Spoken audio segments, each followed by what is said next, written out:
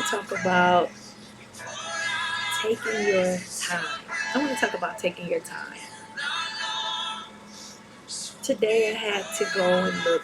Well, it started raining, so I was going to go look at a vehicle. I have to get a new vehicle.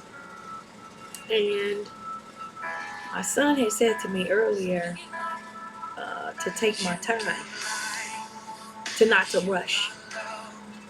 And on my way there, I could hear the Holy Spirit clear as day tell me to take my time.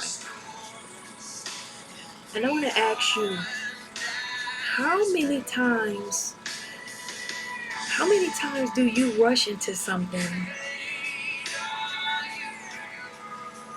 How many times do you rush into something before you realize that the same thing you're rushing into is the same thing that's got you caught up time after time?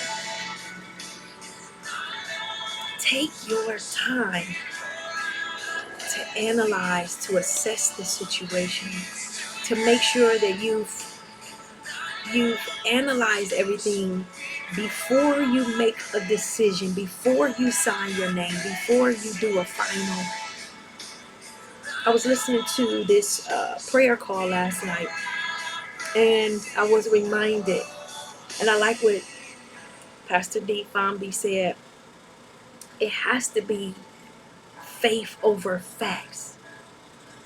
Faith over facts.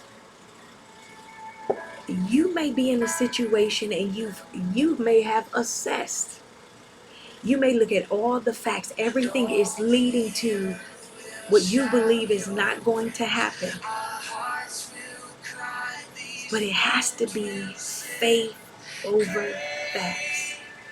Take your time before you rush into this next thing. Because this next thing, if you rush into it, it could be catastrophic.